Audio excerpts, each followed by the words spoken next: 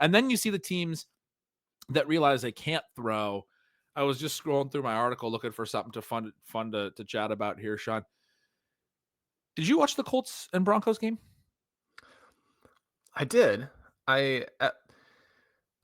So then I've adopted. I think that you were mentioning this. Certainly, it got to the point where like, why have just we not been doing this? So we've got all these National Geographics laid out in front of the TV to block the bottom line, and this isn't just good for like not getting spoilers on Sunday. It's like I want to have this up anytime I'm watching a sporting event. The bottom line is the absolute worst. So you're working through all of those, and now you can just watch the games in comfort and enjoy and see them as like a full self-contained narrative. I'm at the end of one of these games, and the announcer's like, well, the Denver Broncos have defeated the Colts 31 to such and such. And I'm like, you still got around me. You still managed to do it. And then I'm watching that game, and I'm like, 30 points for the Broncos? Yeah, that's what like, I is did. Bo Nix going to ever complete a pass to like his own team? Like, I think I saw the score too, because I had that same sort of thing where I was like, I was under the impression that I did see the score before. I had the same thing as you when I watched through the game. I was like, are the Broncos ever going to do something? Bo Nix did something in this game, right? Not really. But the Colts, because the Jonathan Taylor drops the ball before the goal line, which everyone who listens to this show knows how I feel about that. The Bengals defender did that as well. That happened twice this week, Shawn. 2 more defenders. Well, the Bengals guy, in his defense, It was accidental. he just couldn't hold the ball. Yeah, he was trying to switch hands right before the goal line, lost the ball. Yeah, it was a little bit more unintentional. The Jonathan Taylor thing was, oh, geez, what are you doing, buddy? We're such a fan of yours.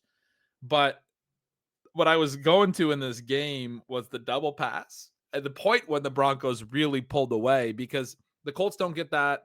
And then the Broncos go ahead and take the lead when the Colts should have had a little bit of a bigger lead because of that Jonathan Taylor moment. And right when the Colts get behind, they realize they don't have a quarterback who can rip those throws I was just talking about. So what do?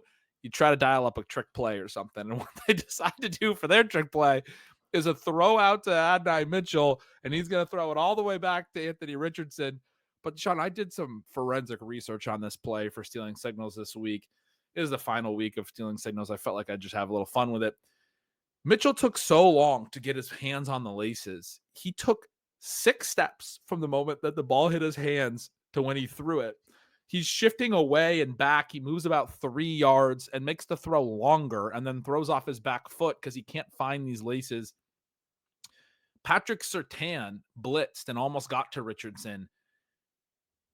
I put these screenshots in Stealing Signals for anyone who wants to check it out. But when the ball gets over to Mitchell, Surtain is right next to Richardson. And so then he starts running towards Mitchell. He's almost all the way to Mitchell at the sideline by the time Mitchell throws it back. There's multiple defenders that are moving that way that realize as he's shifting the ball so much that this is going to be a throwback. And so you see in these 2 screenshots I put on Stealing Signals, they've completely changed direction the other way. And then the guy who ends up catching it is Nick Bonito. He's in the middle. He's actually, when Mitchell gets the ball, very well blocked. I mean, he is locked up. If you watch the play back, I believe left guard, he just decides, I can't hold him forever. I'm going to get called for holding. And so he just kind of lets him go. And then the ball still hasn't come back. And Bonito is like the 3rd player on the defense to realize that this is coming back the other way. It's not like this was some feat of anticipation that should be enshrined in the Hall of Fame. Again, there's multiple linemen that are running one way and then turn around running the other way before the ball's ever thrown, because Mitchell has the ball for like 2 full seconds. And by the time it's thrown back, Bonito's like, oh, I could just run forward and catch the ball. And then he goes the rest of the way for a touchdown. That's what you do when you don't have any other choice. You were saying we're seeing good football and bad football. When you don't have any other choices, when your quarterback can't rip the throws downfield, you're trying to create wide open players. You're trying to do creative things. You call a play like that. Rough one from Shane Steichen. Because, I mean, you got to – my issue with the whole thing in all seriousness is you got to coach that up better. Adonai Mitchell cannot take that long to get the ball back, or else he can't throw it. If he takes that long and everyone in the stadium understands that this ball's going back, and your linemen have even stopped blocking because they're worried about getting called for holding, that's what's going to happen. Somebody's going to come and pick the pass off. That was a rough football game. I mean, at one point, Bo Nix, who again, I mean, we love, but make some excuses for, had played so poorly. The Broncos should have been down 30, and instead they were up. I Bo Nix had a rough game. It was a bummer, especially when you went into it knowing the score like we did. right. You're like, we know Javonte Williams didn't have 200 rushing yards. Like some of the games you get spoiled, you're like, I wonder if Saquon Barkley had a bunch of rushing TDs, or if maybe the receivers did well in this game. With the Broncos, you're like, I know it wasn't the running back, so Bo Nix must have had a great game. Instead, it was the defense. Unfortunately, his college buddy is always out there, and I don't think there's been a receiver in the NFL this year who's demonstrated less situational awareness and simultaneously hands than Troy Franklin, which is a huge bummer because he seemed like he was going to be someone who was fun, right? Yeah. All kinds of, I mean, maybe if all the background you have on Troy Franklin was watching him run the gauntlet, then you're like, well, this is what I expected. If you knew anything else about him, you probably thought he was going to have sort of a fun sleeper season. He still might. I mean, we do have players breaking out toward the end of this year. We got a Xavier Worthy mini breakout. Certainly, we're now in the process of your number 3 Husky breaking out. Can't say as much for your number 1 Husky there. Yeah. Then we were playing Caleb Williams start, which and the listeners are like, should have done something else besides that. Going in, like not in retrospect, but yeah, they would have known. Eyes wide open before the game. Like, don't play Caleb Williams. Don't do that. But we did it because we have Jefferson and Addison, and we thought we would get a shootout in that game. Did we get a shootout, Sean? We didn't, in part because I mean, Rome Odunze's got to catch that pass, doesn't he? Yeah, no, without question, he has to catch that pass. It hit him right in the chest. That was a hugely disappointing drop from him. Yeah, I don't know what's going on with his season. A lot of it we do know has been some uncatchable stuff. Sean, you've been saying to me a little bit more critical stuff on Caleb Williams. And early in the season, you were asking me, would I take Jane Daniels over him? Would I take Drake Mayo over him? And I was less... it's one of the reasons I love working with you is you're quick at recognizing the impacts of some of the things, even before, there's a full picture. And I consider myself reasonably quick at that, but you're often much quicker than I am. I wasn't ready at that time to say it. And I still wasn't ready throughout most of the season. We've talked about the Bears coaching. I keep bringing up the coaching as the reason. And I still think it's very clear that Caleb Williams, what he's doing on the field, he needs a coach to help him in some way. Like, who is the adult in the room? I mean, every snap he is just bailing out of the pocket, running in circles. There's dudes open, and he can just stand in there and throw. There was an end zone one on a play that made the rounds on social, an end zone view where they showed Rome Odunze sort of just running through the middle of the zone, and he's wide open, like 5 yards downfield. It's just a little shallow cross, and he's sat down, he's open.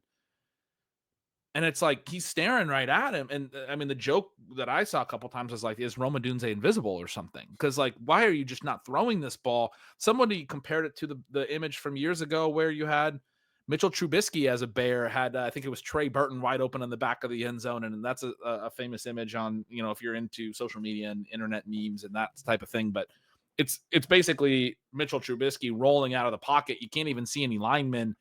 So there's just a straight look at Trey Burton. There's no defenders near Burton. There's no defenders near Trubisky. And somehow he didn't throw the ball to Trey Burton. And that was, the comparison that was being made on this play, because that's how open Odunze felt. Caleb is just, I think they need to bench him. I genuinely think they need to sit him down the rest of the year because they don't have the coaching staff in place. He's just learning bad habits, right? They're like, you want to talk about ruining a quarterback or whatever. There's nothing about getting experience the rest of this year that is helpful for Caleb Williams right now. Every snap is a travesty. It's not how you play quarterback. It's running around in circles and doing all these things. There's no way any of that is teaching him positive stuff about, I hope their next hire is very important. And I hope the next coach is able to really rewire some of these things. And I do think it's still very possible, but I mean, he played horrible football. It's on him too. I mean, he just played impossible to watch. It was so bad. And I go back to those questions you asked. I think Jaden Daniels has been much better. I think Drake May, we've been talking about him. I mean, he has looked really good. Like, I feel confident those guys are good NFL quarterbacks. I've been a Caleb Williams apologist this entire season and said it's all on the coaches, and I don't want to double count on all those things. But I also cannot say that I'm confident he's going to be a good NFL quarterback. What I'm watching is just like, this is not. There's not a lot. What is there is that when he does find a guy downfield, he has a cannon and he can throw from all platforms and he's accurate. It's not just a cannon that he can't control. He can actually get it into really good spots. He's sometimes inaccurate. He sometimes overthrows, right? There He were some missed Keenan Allen throws in this this week again. game where you can just see how kind of psychologically sped up he is. Right. Not even necessarily just sped up from the perspective of an NFL football game happens brutally fast and it's going to be very difficult to control. Where he had rolled a little bit, one of his guys finally comes open and he releases it so quickly that even though the guy has come into a hole in the zone, or just as the play has been extended, has freelanced into an opening, and then Caleb triggers and you're like, oh, well, that throw is there, but you can't throw it like Yeah, that. it's happy feet. Exactly. That's exactly how I felt about it. I think that's how I wrote it as well. There was a one sequence where he had Keenan Allen coming on a little slant open, and he just fires it into the window that Allen's going to be at, and Allen sort of dives for it and can't get to it. A couple plays later, he has Allen open on the sideline, and he overshoots that. And that's a throw he's overshot a bunch of times, where he's had a dude open in that hole between the cover two corner and the safety on the sideline. That happened with Adunze multiple times this year, where he's open running up the sideline, and you got to be able to put it on him. You have to make that throw. And he's overshooting it every time for these incomplete passes that aren't even close. I mean, they're not, you can't even get your fingertip on it. He's missed Allen on that throw a couple times as well. I don't know so much DJ Moore, but those, maybe he doesn't run those routes, basically, not to like, make some specific point about Moore, but he missed Allen on that again this week. And it's just like, man, like when these guys are open, to your point, he sees it so quick and he throws it. I mean, he's just firing it. That's the other part of the bad habits that I feel like are there too. He does not get set and throw. Everything, like you said, is so sped up that the ball, once he does finally find somebody open, the ball comes out so quick that there's no chance. There's no comfort to how he sets and throws or anything. And again, that's where you say you need a coach. You need somebody to talk to him about his lower half and getting his platform and whatever, standing in the pocket, quit bailing out of the pocket, all of these things. Get through your progressions. I mean, what are they telling him about the different play calls and the progressions and where he's looking and how he's reading defenses? I think a lot of that, I mean, he's a young rookie. He's what is he, 21, 22? I mean, he's very young human. It's not easy. I'm not saying it should be. That's why I honestly think they should bench him at this point, because Well, you're you look not through getting this, I mean, experience. this is about the same period of time where Bo Nix was bad at Auburn. And then he goes on to really have one of the all-time great stretches there at Oregon. And now he's been, with a few mishaps, has been a fantastic rookie. And the teams that passed on him that don't have quarterback figured out probably regret it. There's still more to the story there. But yeah, the thing, Ben, that I would ask you about, or just I certainly am always wondering myself, is this question about the coaching. And certainly I think coaching makes a huge difference. I do sometimes think certain aspects of it can be overstated, and then I do find it frustrating, the narrative about these coaches or these quarterbacks who have failed. And then it's like, oh, go get with someone in a Shanahan system and they will fix you. I think that is in many cases disrespectful to these other NFL coaches. A lot of what you're getting there, and the most specific one, like the very most recent one, because with the Vikings, we have the Sam Darnold situation from last year. Now he's playing somewhat successfully. Now Daniel Jones is there. I mean, one of the reasons that I think that Daniel Jones still has a pretty good chance to succeed is that, unlike many of the other busts who are picked in the top 10, Daniel Jones is very athletic and has demonstrated flashes of using that athleticism productively, and he can make a lot of throws. He's not a viable NFL starter currently, but most of the guys who have busted, who are top 15 picks, when you're at the point that Daniel Jones is at, you're like, this guy just clearly can't play at all. And there's really no scenario in which they're going to come back and be decent. You would only play them in an absolute emergency situation. And I think Daniel Jones will probably go on to a second act where he's a below average but viable NFL starter. And Kevin O'Connell will get a lot of credit for that, which maybe a little bit of it will be deserved. Maybe some of it won't be. There is a value. I just got to cut in. That's a really interesting where the Vikings go from here. So Darnold walks in free agency. JJ McCarthy maybe not ready coming off the injury. Daniel Jones in the mix to start next year for the Vikings, and is it? I mean, it's very plausible. I just want to point out that's what you were kind of just discussing. It would be interesting. I think if you have Justin Jefferson and Jordan Addison, you're still, definitely hoping for something different than that. At the same time, if you got Daniel Jones with the Vikings, you would have to consider him to be draftable. The interesting notes that you were making there on Williams reminded me of a moment in the Vikings game where Troy Aikman is pointing out that Sam Darnold throws too flat a ball. And as a result, he has a hard time dropping it in between the levels, which is unfortunate for someone like a Jordan Addison who is consistently getting himself open at those levels. It's just been so cool now that Addison is fully healthy and you see those two guys together. I think that Addison is probably a top 10 wide receiver in the entire NFL. I know a lot of people are certainly not going to be willing to go quite to that level yet. I think he's a top 10 receiver in the entire NFL. I saw a fun, I got to cut it again on you.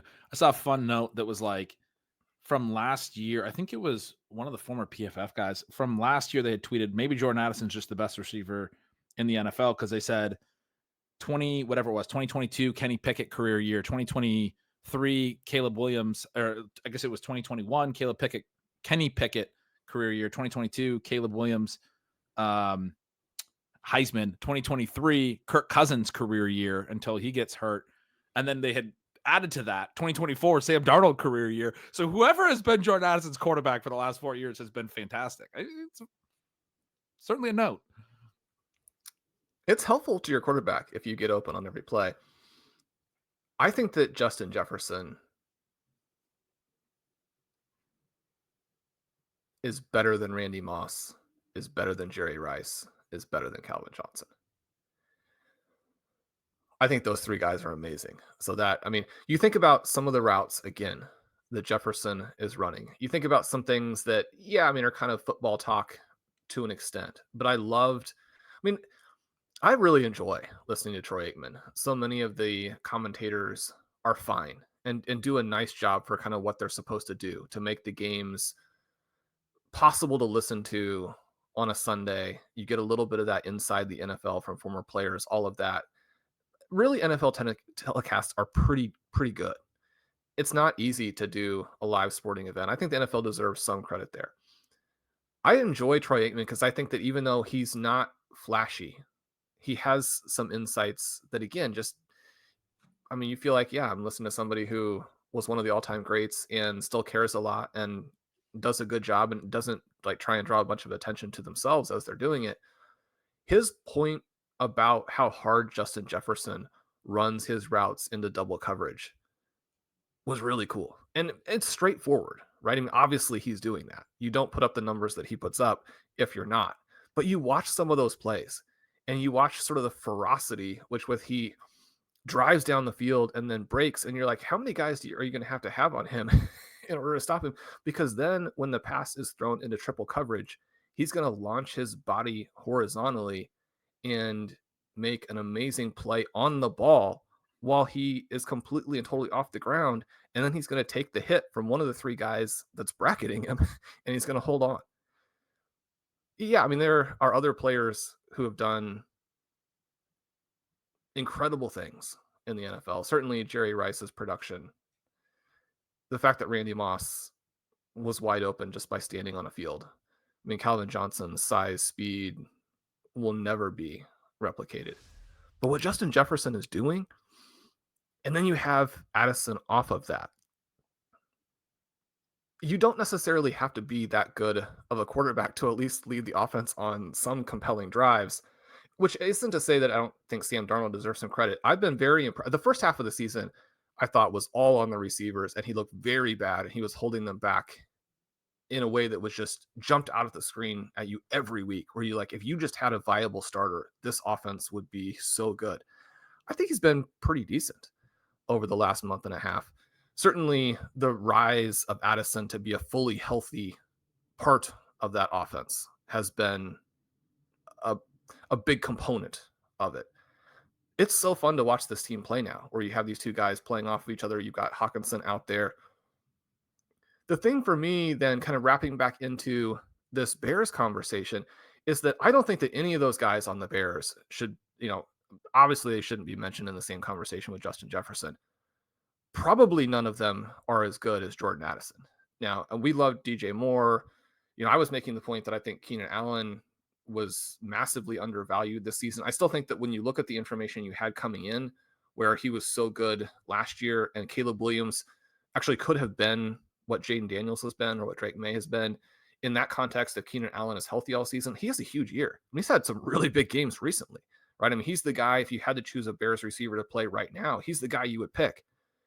And then you have Odunze, who, I mean, maybe the light bulb is going to come on, right? But when you have those weapons, I think it's really important to run an offense that is what we might call, quote, a real NFL offense. And so I think that so much of what we're dealing with right now with coaches and coordinators is about kind of the philosophy of it, which is, are you going to run into these fronts like we were talking about, or are you going to do purely manufactured type of receiving plays into those looks? And I think that's the trap that Shane Waldron fell into last year with the Seahawks. It certainly seems like the trap that they fell into this year with the Bears. You think about, like, when you're in the first month of the season and your players are having a players meeting to say we need to be more aggressive. I don't think aggressive probably is the right terminology, really. It's more that we need to run more real routes that challenge these defenses into some of these holes in the zone that are there.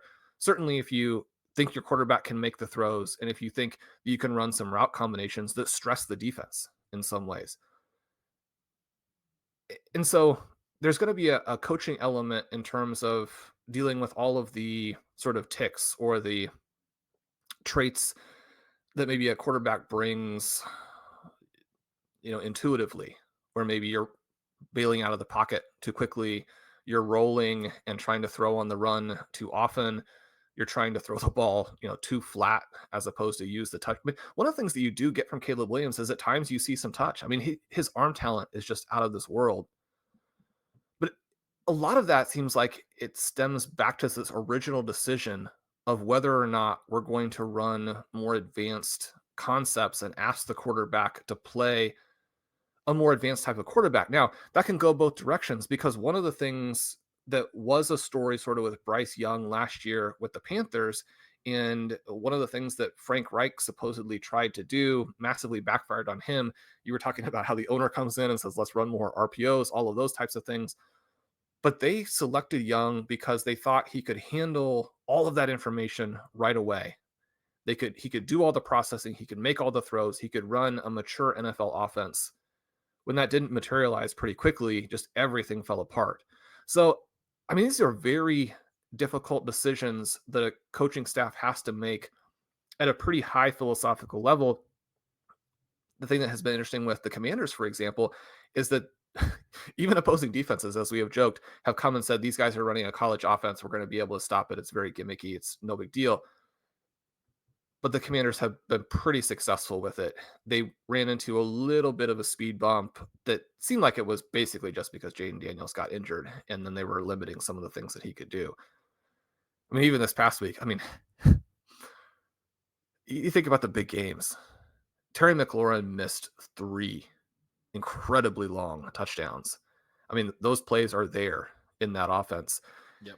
You have to pick the right scheme, the right offense for what your quarterback can do at the time. But I do think that one of the things that we're seeing from these organizations that are supposedly quarterback whisperers is simply running a slightly more mature offense and cycling through quarterbacks who have had time to prepare, have had time to learn the offense, have had time to watch other guys do it. In some cases, someone like Purdy, who doesn't have to play from week 1. In some cases, there are guys like Garoppolo who have had multiple years to sit and watch, even if it was in a slightly different type of thing.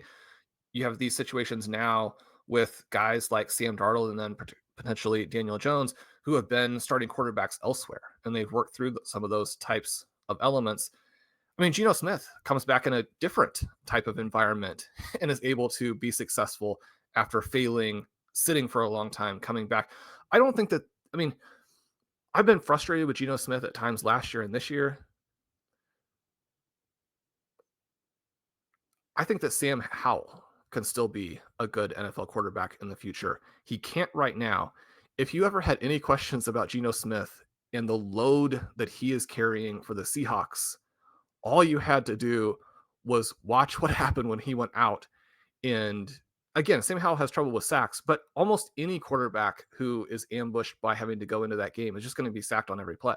The Seahawks don't block anybody, right? What Geno Smith has been carrying, even when you consider that he's thrown some really bad red zone picks that make his season look kind of bad at times, because those are almost Jameis Winston types of interceptions, it's within the context of, of what he's dealing with there. So I the last couple of weeks have been fascinating because you get to see a variety of instances where a starter goes down and you get to watch what the backup does. And in many cases, it gives you more appreciation for the starter.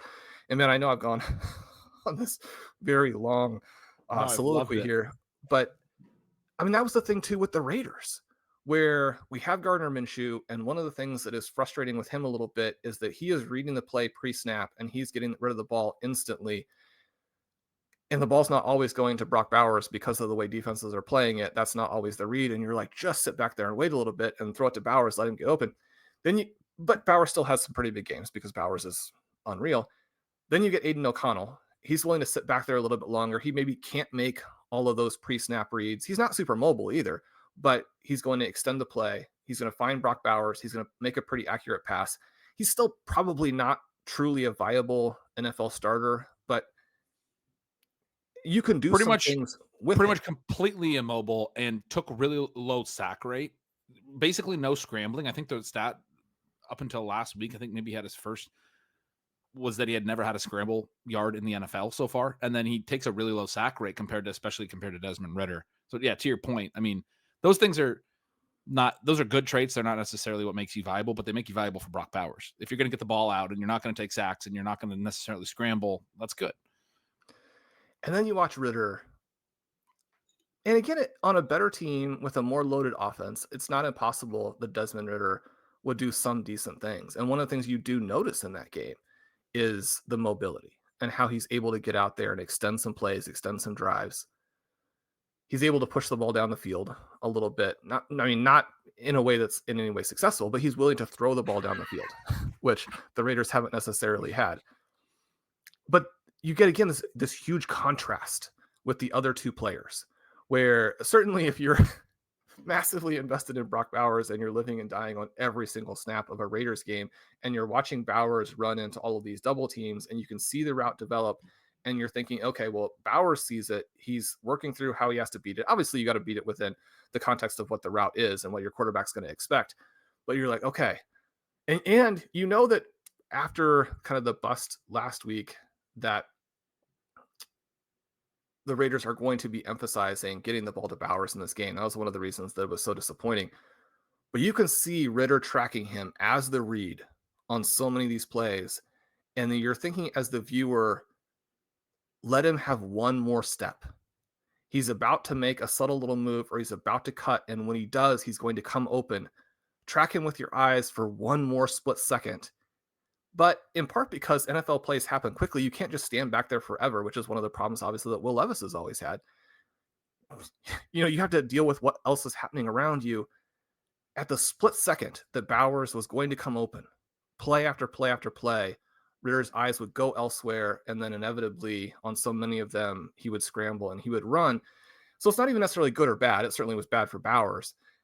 And the Raiders' offense, again, was dysfunctional. But you get three different quarterbacks within the same general system, and they play it completely differently. Yeah. You had so many incredible takes there. And where I was going to kind of try to bring it all together was sort of that note that there's a lot of nuance to it. So, you were talking about the element of the coaches, and I do think you made a strong point in there and before that maybe sometimes the coaching stuff is overvalued, but it also doesn't not matter, as sort of was part of your point as well. And as you were talking through it, I was kind of thinking of it in terms of like, I don't know, a ship is going on its path and it can start to veer off course a little. And the coach's job is to turn that wheel and get it back on course. Can you identify that one little nuanced element? Because there are so many elements. Is it you're sticking to your first read? Are you not making the right pre-snap adjustments? Are you not getting through the process or feeling the things in the pocket? Are you not pulling it down and scrambling? Right. There's just so bailing from the pocket, as we we're talking about with Caleb Williams. There's so many things that can go wrong.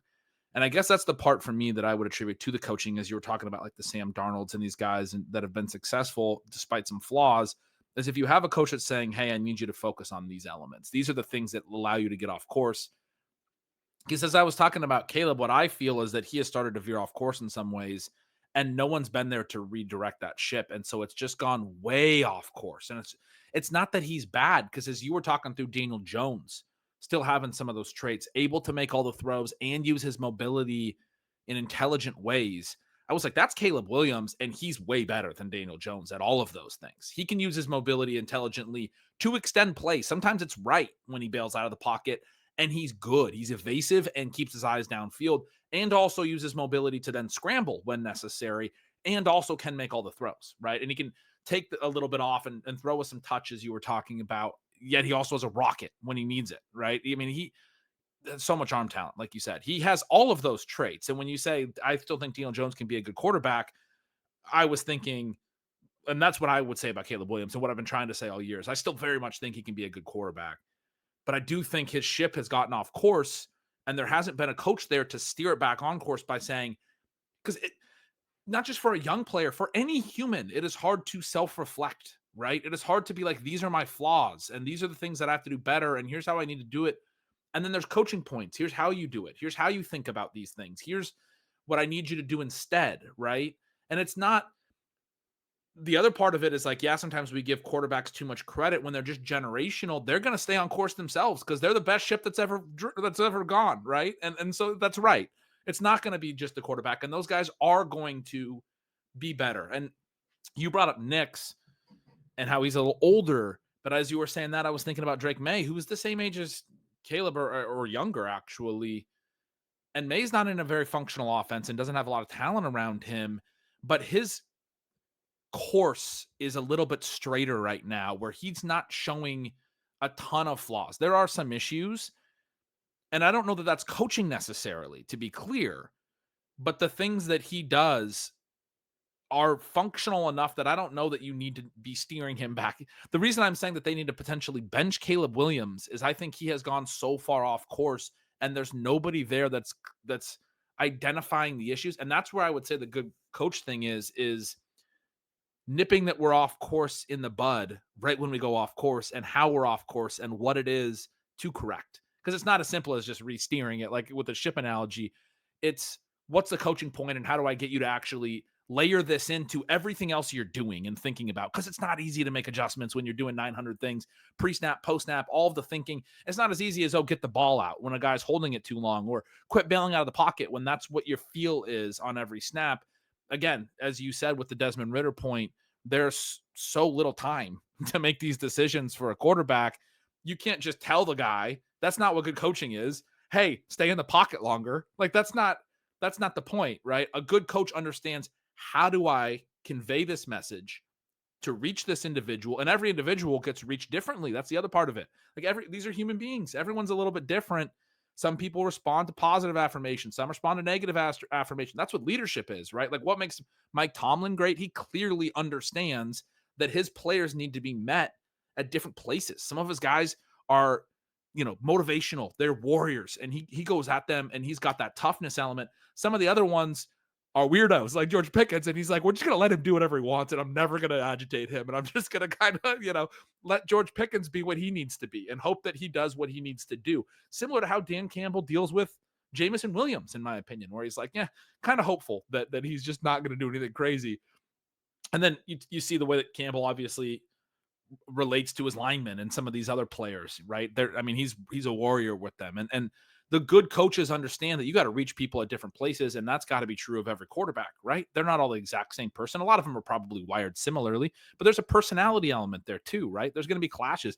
I think Brian Callahan and Will Levis, like that's been a fascinating one where I think there's been a little bit of a clash at times where you see Will Levis, but I think Callahan respects Levis and Levis is a very confident person. But I mean, you've seen Callahan during games Levis has come over to the sideline and Callahan has straight up said the cameras have caught his lips. What the F are you doing? Like, we talked about this. I thought I told you not to do that. It's like, well, you clearly are not able to reach him, or else he's just not able to learn that lesson or be better. He's just not good enough, whatever it is. Because sometimes you're just not good enough. Sometimes you're just not going to be good enough. There's 32 NFL teams. There's only 25 good quarterbacks at any given time. Some guys have so much skill and so much talent and so many things, but they have a fatal flaw or they have multiple fatal flaws, and they're just never going to be able to fix those things. That's why they're not NFL quarterbacks. That's why there's only 25 that are good enough, right?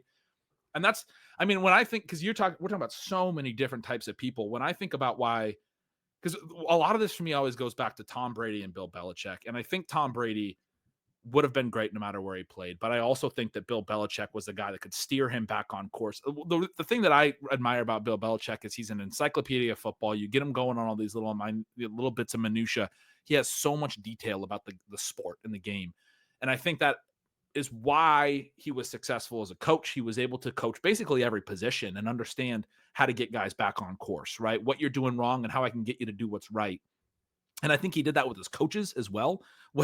And then those guys went on to try to be head coaches elsewhere and failed. But when they were under him, he had them going in the right direction. He knew when they were, they had their flaws, how to redirect them and those things. That's my perception. I could be completely wrong, but essentially what I believe is that he definitely had a positive impact on Tom Brady's development in a way that, yeah, obviously Tom Brady then becomes that person. He goes on to the Bucks. I joked before, like Belichick deserves some credit for the Bucks Super Bowl because some of the things that Brady did late in his career were just, I mean, became a very, very intelligent football player. But then also you hear him broadcast and you're like, how well do you even understand this stuff? I feel like you got coached up.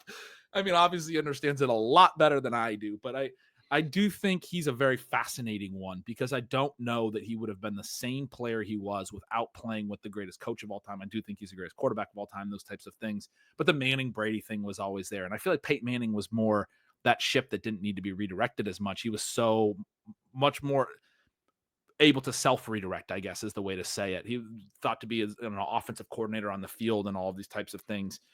Whatever. That doesn't mean Manning was better than Brady. It doesn't mean he's a greater quarterback or any of those things. The Patriots fans are hating listening to me talk about this, but I do think the Brady thing is always so interesting to me as a guy who was an underwhelming prospect. There probably just a lot of teams missed on it that he went as late as he did in the 6th round, but also that early in his career wasn't an immediate awesome quarterback or a great passer or any of those things.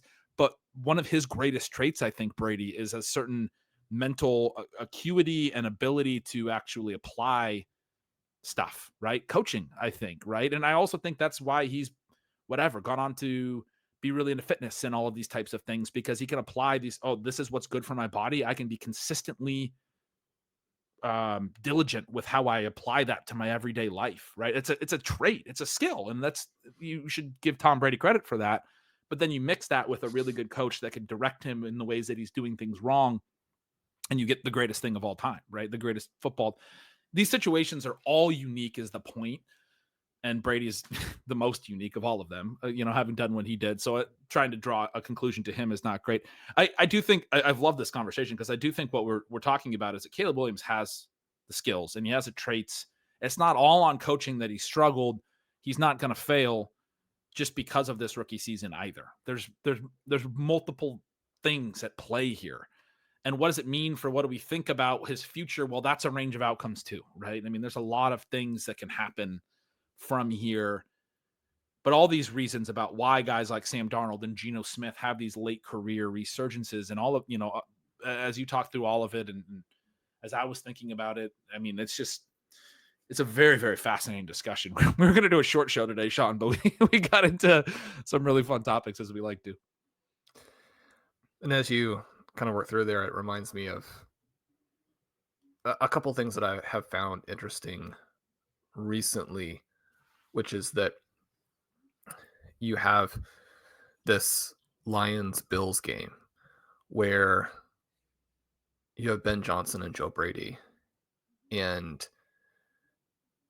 it's interesting kind of what their backgrounds are and where some of the influences are. And certainly you have Johnson having mentioned Mike Martz as an influence. And so, I like to think that even if it's very different in its 2024 incarnation, that we're still getting, some elements of Eric Coryell to what the Lions are capable of doing. And so much of it does actually remind me of the Vermeil offense, where it's running, but it's not so much about establishing the run as it is just scoring a lot of points and breaking your opponent's will with the run, and then being able to be so efficient off of that.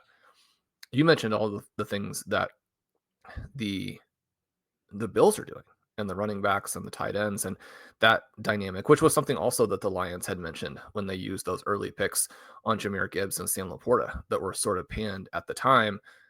Those picks look pretty good. But the background there, has some Sean Payton in it, and Payton himself, obviously the very long stretch of success with Drew Brees, but now with somebody who is very early in, his NFL journey, even if he's an older rookie, with Bo Nix, you have this player who, it's really weird that the Broncos can't run the ball at all, and that Nix still makes quite a few mistakes, and that they don't have much in the receiving game. And yet the Broncos are a pretty dynamic offense, right? So when you're talking about what are the solutions, how do we come up with tactics that will defeat what the NFL defenses are doing, certainly I think the Shanahan tree and Shanahan himself deserves a ton of credit, right? They've been absolutely fantastic. But to look at it only in that light, especially when some of those coaches are struggling, it's been interesting too. You had made the note on a recent show that some of these teams might struggle in their second sort of divisional games. And then I'm looking at it like these are divisional games where the offensive philosophies are similar. And one of the things we know is these coaches all rely heavily on their defensive coordinators to give them a sense of how defenses are going to adjust to what they're doing. And you're like, well, it seems like the defensive coordinators certainly got the best of it in week 15 with those matchups.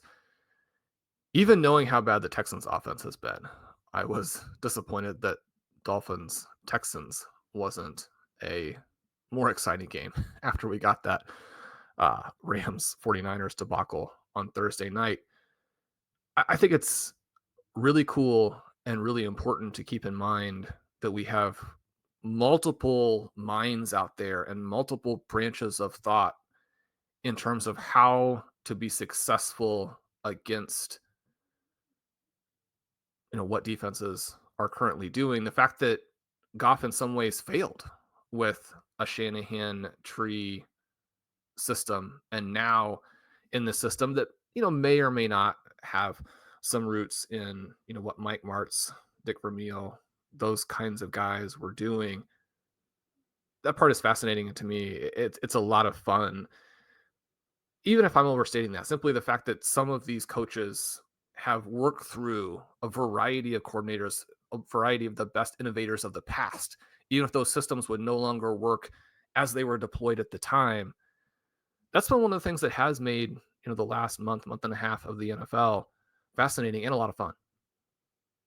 Yeah, it has been a fascinating season. So many things to think about. We talked about the sort of the evolution of defenses in the sport and how that's creating maybe some gaps in the ways that the quarterback position's played and then different offenses are played. And it's made the game so much more fun to analyze. I mean, that's something that I've felt about 2024 is I've been reinvigorated in trying to break this sport down. And I've talked about this at the newsletter a little bit, but pretty excited. To go into the off season to keep having these conversations with you, Sean. And yeah, I mean, as we get to the end of the season, I want to be thankful for all the people that have listened to us and all of that. We'll be back later this week. We'll be continuing to do shows and everything, but we are winding down here. But it's been a fun season. It has. It has. Good luck to everybody who needs, well, I was going to say points, what have you, before we record again. Um, but we'll have another chance to wish you good luck. But it's never, you can never say it too many times, Ben. We're hoping that all of our listeners win in the semifinals here. If you have best ball teams that need to get through, we hope you dominate your pods. Good luck to everybody in all the contests that they're playing. We should be back later in the week. We have a fun matchup-based show on tap for you. Until then, I'm Shawn Siegele. With me, as always, is Ben Gretch.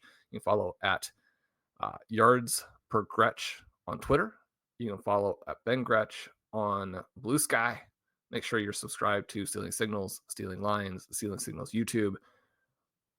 I like to mention it. I don't know if listeners like it, but Stealing Signals makes a fantastic Christmas present. We'd love to have you guys over at RotoViz. Coupon code RV Radio 2024 at checkout for 10% off your 1-year subscription. And we have the current discount on the 3-month sub, making that one very cheap.